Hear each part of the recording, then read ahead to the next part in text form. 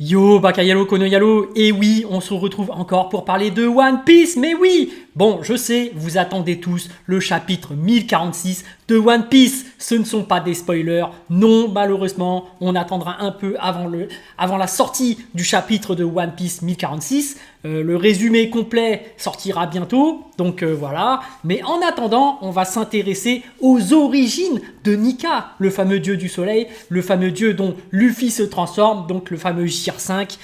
D'où est-ce que ça provient? Le Gear 5, t'appelles ça comme tu veux. Mais bref, on sait que Luffy est brésilien. On l'a vu dans le live action, ils ont sélectionné un Luffy d'origine brésilienne et ils ont dit que les origines de Luffy à la base étaient brésiliens.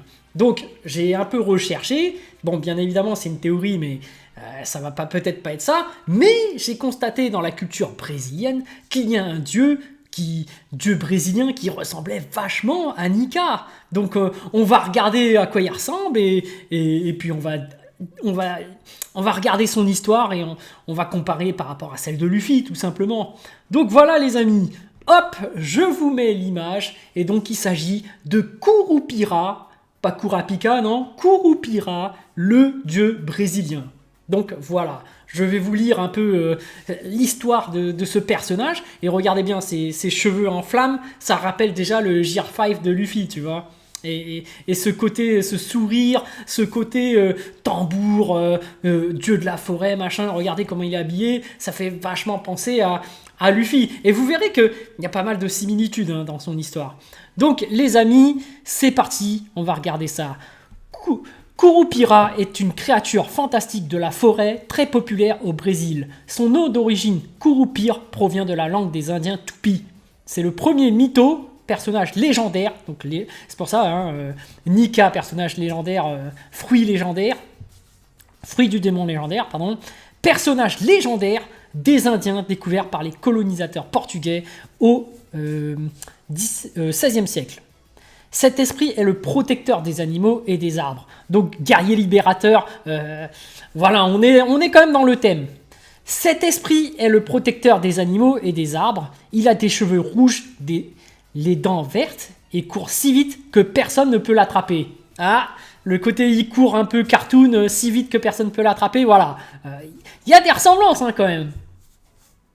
Ses pieds sont inversés pour égarer les chasseurs et il produit également des illusions et un sifflet haut perché pour les étourdir. La coutume indienne est de lui faire des offrandes avant d'aller chasser. Il existe différentes versions et histoires de Curupira selon les régions du Brésil, où il est considéré aujourd'hui comme une figure folklorique nationale. Super connu en fait. Dans l'état de Rio de Janeiro, il est le symbole officiel de la lutte contre le trafic des animaux sauvages et dans celui de Sao Paulo de la protection de la nature. Donc là, dans Onigashima, on a le trafic des armes, là on a le protecteur de la nature, donc Curupira qui vient et qui, un peu à l'instar des animaux de la forêt, il va peut-être, sauver tout le monde, donc il y a quand même un lien. Voici une histoire de Curupira. Donc on a un exemple de comment il procède. Curupira marchait dans la forêt quand il rencontra un chasseur indien, profondément endormi. Curupira avait très faim et pensa à dévorer le cœur de l'homme endormi.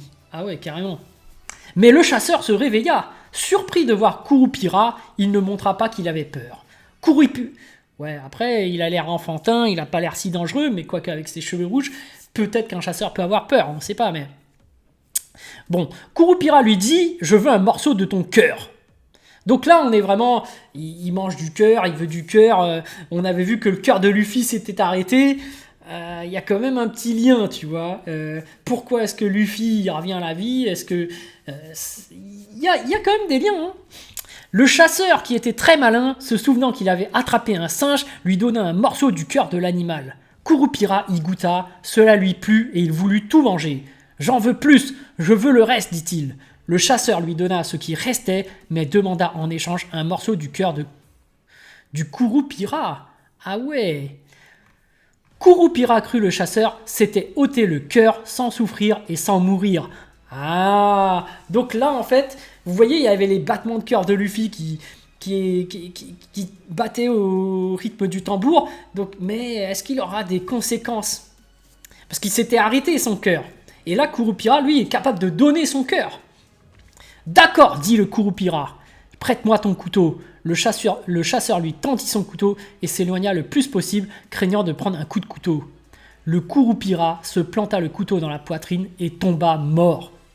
Le chasseur n'attendit pas son reste et prit ses jambes à son cou, courant plus vite que les animaux les plus rapides. Ah ouais, bah tu vois, la légende de Kurupira, il s'est lui-même fait arrêter son cœur. Quand il arriva au village, il avait la langue pendante et promit il ne retournerait jamais en forêt.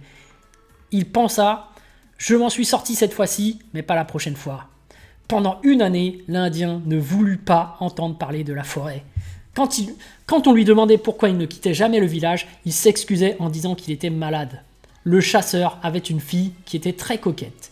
Comme il y avait une fête bientôt au village, elle demanda à son père un collier différent de tous ceux qu'elle ait jamais vus. L'Indien qui aimait beaucoup sa fille réfléchit à comment satisfaire sa demande. Il se souvint alors des dents vertes du Kurupira. Pardon. Elle serait parfaite en collier.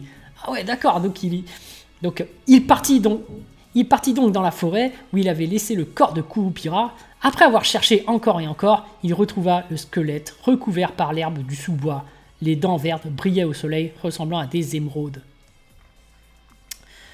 Luttant contre son dégoût, il attrapa la tête de Kurupira et commença à le taper contre le tronc d'un arbre pour faire tomber les dents. Imaginez sa surprise quand il s'aperçut que Kurupira revenait à la vie. Il était là, devant lui, comme si de rien ne s'était passé. Oh, résurrection, un peu comme Luffy. Et oui, les amis, et oui, et lié à son cœur en plus. Heureusement, Kurupira crut que le chasseur l'avait ressuscité volontairement et il était très content. Donc là, on parle vraiment de résurrection.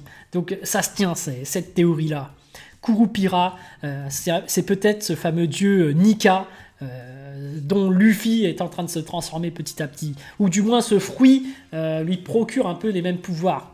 Merci beaucoup, vous m'avez rendu la vie et je ne sais pas comment vous remercier. L'Indien sut qu'il ne craignait rien et répondit à Kurupira qu'il ne lui devait rien. Mais celui-ci insista qu'il voulait absolument le remercier. Kurupira réfléchit un peu et dit « Prends cet arc et cette flèche, ils sont magiques. Il suffit que tu vises un oiseau ou un animal que tu veux chasser et que tu lâches ta flèche. Elle ne ratera jamais son but. Tu ne reviendras jamais, bredouille. Mais maintenant, écoute bien, ne tire jamais sur un oiseau ou un animal en groupe, car tu serais attaqué et dépecé par ses compagnons. Tu as bien compris ?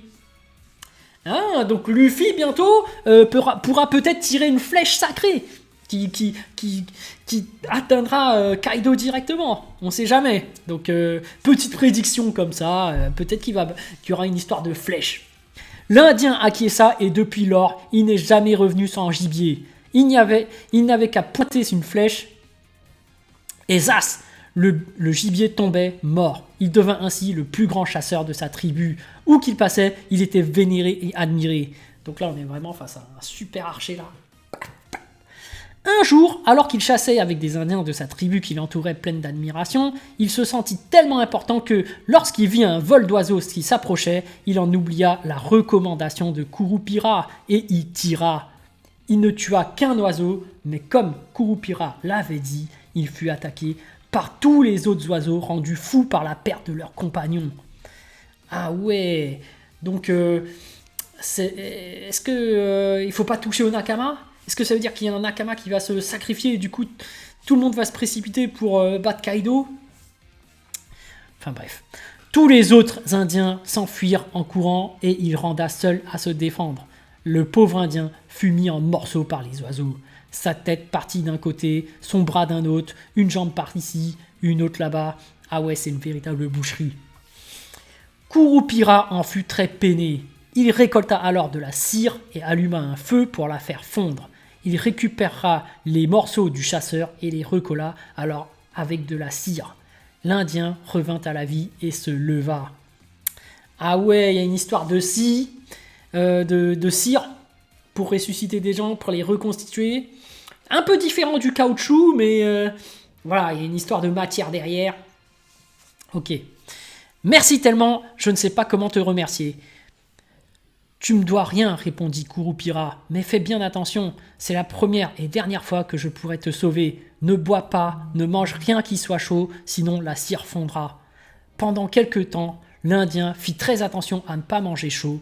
Personne ne savait ce qui lui était arrivé. Un jour, cependant, sa femme prépara un repas chaud, si appétissant qu'il en oublia que la cire pouvait fondre. Il avala le repas et non seulement la cire fondit,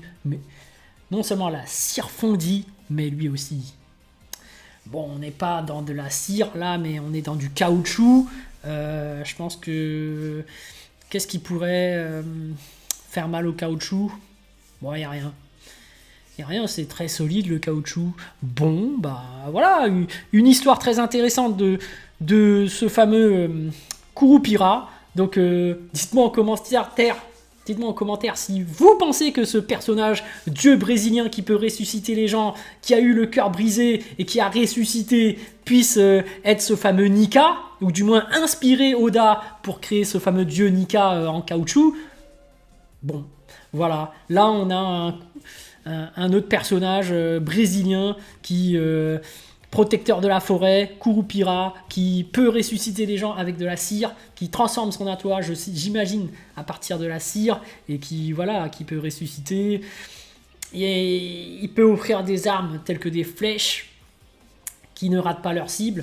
Voilà, il a les cheveux rouges, il y a quand même une très grosse ressemblance par rapport au Gear 5 de Luffy. Est-ce que Oda s'en est inspiré? Est-ce qu'il a pris en compte les origines brésiliennes de Luffy pour y mettre une histoire folklore du Brésil? Ce serait énorme. Et ça, depuis le début, ça veut dire.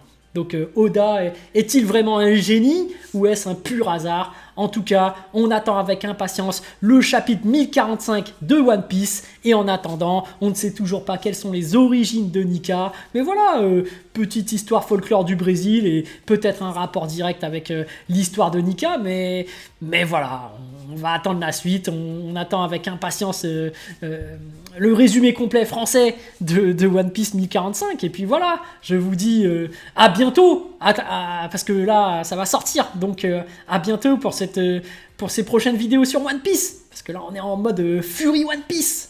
Allez, ciao!